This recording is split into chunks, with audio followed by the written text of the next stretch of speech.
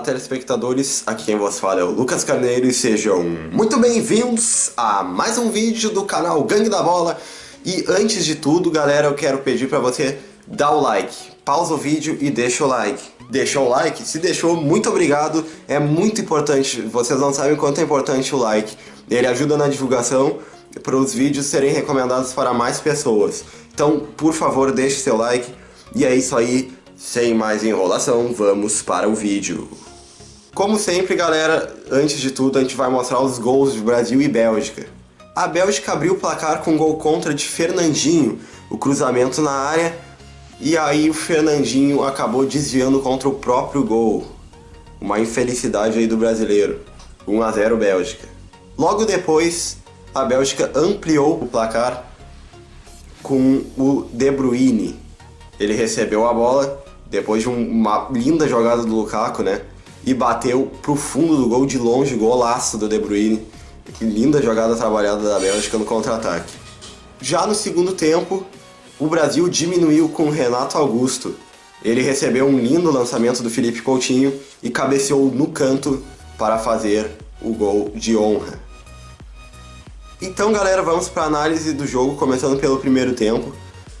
Que foi um primeiro tempo bem ruim para a seleção brasileira, mas que começou bem, porque a seleção brasileira começou atacando, a seleção brasileira criou oportunidades, mas faltou aquela coisa que está faltando durante toda a Copa para a seleção, a pontaria, né?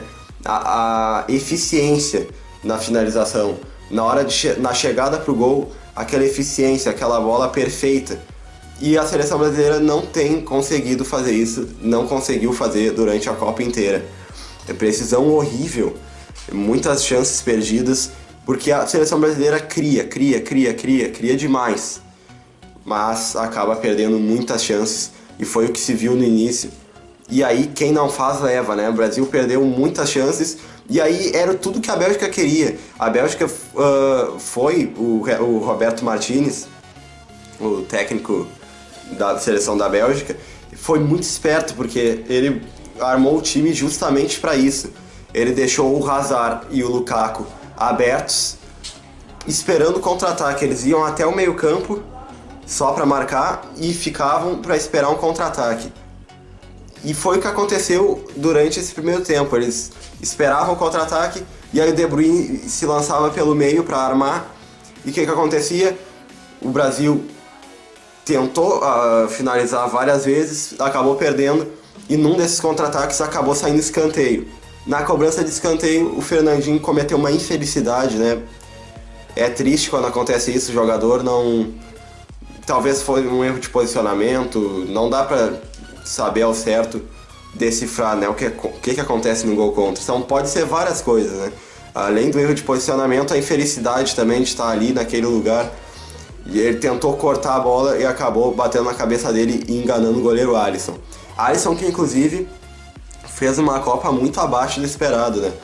Ele também porque a seleção brasileira tem uma defesa muito boa e ele não foi muito testado na Copa. Eu tava preocupado com isso, que o Alisson é um ótimo goleiro, todos sabem, mas ele não foi testado o suficiente. As seleções que enfrentaram a seleção brasileira na Copa dificilmente conseguiram dar vários chutes no gol durante os jogos, porque o Brasil manteve o domínio da maioria e a defesa brasileira não deixava as bolas chegarem no gol. Então o Alisson não teve muitas defesas na Copa. E aí isso aí acaba deixando o goleiro frio. E goleiro frio é brabo, né? Não é a mesma coisa. É melhor que um goleiro seja testado durante a Copa e chegue quente para o jogo, chegue bem. E o Alisson tava frio, ele poucas vezes testado na Copa. Aí chegou e aí não conseguiu, a bola do Fernandinho não tem. Se bem que o De Bruyne também bateu muito bem, é muito difícil de pegar. Mas fazer o que, né? Infelicidades que acontecem. A Bélgica sempre explorando contra-ataque e a seleção brasileira propondo o jogo. E ainda mais depois que a Bélgica abriu o placar, que era tudo que eles queriam, né? O time que abre o placar nessa Copa se dá muito bem, porque é só ficar esperando e sair no contra-ataque. Você tá com a vantagem no resultado, ganhando de 1 a 0, é só esperar no contra-ataque, esperar lá atrás e sair no contra-ataque, que você pode fazer 2 a 0 e matar o jogo. Então foi o que a Bélgica fez, e fez com muita eficiência. E um jogo muito bonito da Bélgica não é aquele time retranqueiro. É um time que se posiciona um pouco mais atrás, mas que sai no contra-ataque muito rápido. E o Lukaku, meu Deus, que grande jogador, né, que é o Lukaku. Pra mim, ele atualmente é o melhor centroavante do mundo. Ou se não o melhor, tá entre os três. Lukaku, assim, atualmente eu falo, né, não no contexto geral. Mas de fase, assim, quem vive a melhor fase dos centroavantes é o Lukaku. Disputa ali com Kane e talvez com Luis Suárez, Cavani, sei lá, com alguns outros. Mas eu acho que o Lukaku tá em grande fase atualmente, é um grande jogador. Literalmente, né? O cara é um monstro fisicamente, é muito alto, muito forte. Mas tem habilidade também, vocês vê no lance do gol do De Bruyne que ele carrega e ninguém consegue tirar a bola dele. Claro, falhas também da defesa brasileira nesse lance, mas muito mérito do Lukaku também, que fez uma grande jogada. Mas eu achei também que o Marcelo entrou muito bem ofensivamente e muito mal defensivamente. É um problema do Marcelo. Isso e é muito ruim porque para a seleção brasileira o Marcelo acaba não conseguindo ter a mesma importância do que para o Real Madrid. Primeiro porque o Neymar é ponta esquerda, ele joga no mesmo lado que o Marcelo e isso acaba limitando o Marcelo. E segundo que o Marcelo ele tem essa parte defensiva muito ruim e a seleção brasileira é conhecida por ter uma defesa boa, né? Por valorizar isso aí. E o Marcelo acaba deixando muito espaço. O Marcelo deixa muito espaço nas laterais. No gol do De Bruyne é claramente visto isso. Ele deixou muito espaço ali pelo lado dele. Tava deixando durante o jogo inteiro. Só que ele é um craque lá na frente, né? Então é aí que fica ruim, porque fica aquela incerteza. Ele é um craque lá na frente. E aí falta o Casemiro. O Casemiro, ele normalmente cobre os espaços que o Marcelo deixa. É um volante muito completo, o Casemiro. Então ele tem essa combatividade que o Fernandinho, por exemplo, não tem. Ou se tem, não demonstrou nesse jogo. O Fernandinho muito abaixo do esperado. Ele entrou para fazer a diferença ali na volância, né? Que posição que o Casemiro deixou muito importante. O papel do Casemiro na seleção é muito importante. Deixou a desejar. Mas fazer o que, né? Acontece. É a vida, nem sempre a gente tem jogos bons. Porque não foi só o Fernandinho que jogou mal. Felipe Coutinho jogou mal também, errando muitos passes. Além do Felipe Coutinho, teve o Neymar. O Neymar é triste, né? Porque justo quando ele precisava aparecer. E ele não foi que ele se escondeu, ele tentou. Mas ele tava num nível técnico muito abaixo. Eu não sei o que estava acontecendo com o Neymar hoje. Ele não estava conseguindo os dribles. Mas uma coisa que se nota que depois da lesão nessa Copa, ele não tá conseguindo fazer os mesmos dribles que ele fazia antes. Parece que a lesão... Eu espero que essa lesão não tenha mudado o futebol do Neymar para sempre. Assim como aconteceu com o Ronaldo. Porque todos sabem, o Ronaldo antes e pós-lesão é completamente diferente. Pós-lesão ele continua sendo um grande jogador.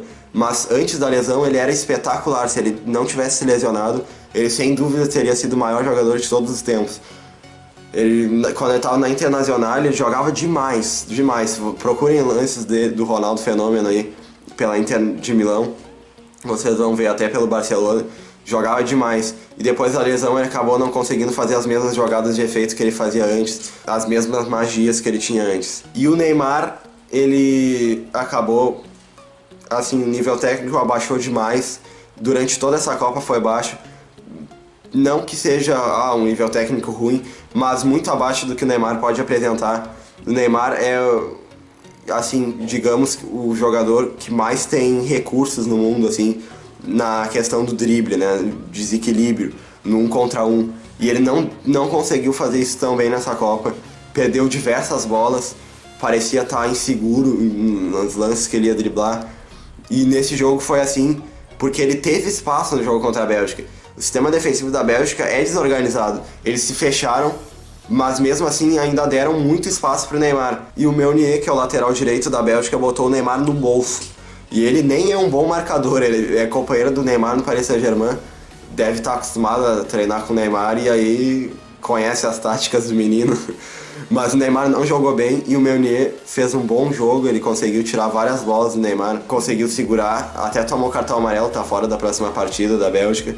mas fez o seu trabalho. Fellaini jogou demais também. Fellaini espetacular.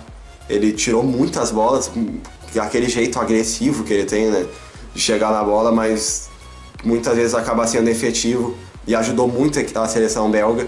O Fellaini não costuma jogar, mas para esse jogo ele jogou. O técnico Roberto Martinez respeitou demais a seleção, ele colocando o Fellaini, porque ele sabia que a seleção é uma seleção que gosta de atacar, a seleção brasileira gosta de atacar, e ele botou o Fellaini e acabou cobrindo muito ali aquele meio campo, junto com o Witsel, que jogou muito também, todos grandes jogadores da Bélgica. E aí a seleção brasileira ficou muito perdida no primeiro tempo, né? Começou, depois do segundo gol, se desorganizou completamente, poderia ter saído mais gols da Bélgica. Eu me arrisco a dizer, poderia ter saído mais gols, no mínimo mais um, porque a Bélgica continuou atacando por ali, nos contra-ataques. A seleção brasileira também poderia ter feito gols, se não tivesse perdido aquelas grandes chances que teve. Mas mesmo assim foi um primeiro tempo muito ruim da seleção. O pior primeiro tempo, eu acho, da seleção nessa Copa. Muito ruim mesmo. No segundo tempo, o técnico Tite finalmente fez uma mudança, né, na equipe. Botou o Firmino no lugar do Willian e botou o Gabriel Jesus para a ponta direita. E aí eu não gostei disso. Eu gostei da entrada do Roberto Firmino, mas para mim tinha que ser no lugar do Jesus e tinha que ter botado o Willian, tirado o Willian e botado o Douglas Costa. Tudo isso já no segundo tempo. No intervalo já tinha que ter botado o Douglas Costa. Douglas Costa é um jogador que desequilibra. Ele entrou e foi o melhor jogador da seleção brasileira no jogo.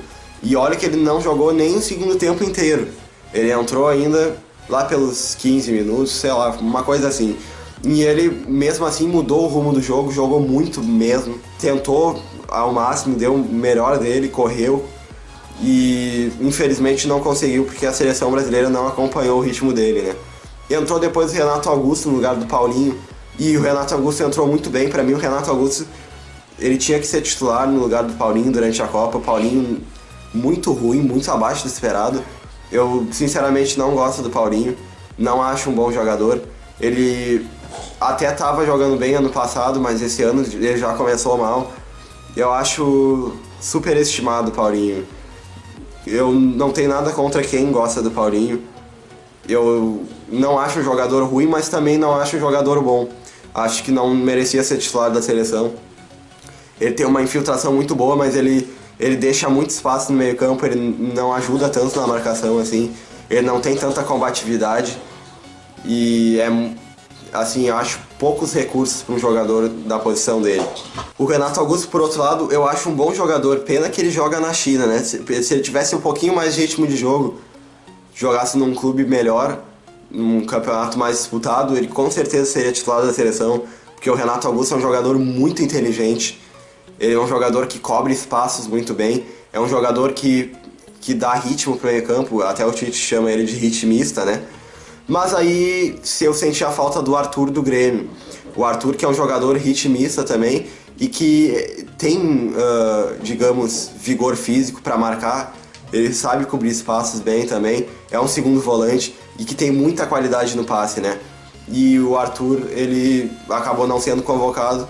Eu até acho que foi por causa de uma lesão que ele teve, foi triste, mas faltou o Arthur nesse jogo, seria mais uma opção. Porém o Renato Augusto entrou bem e fez o gol dele.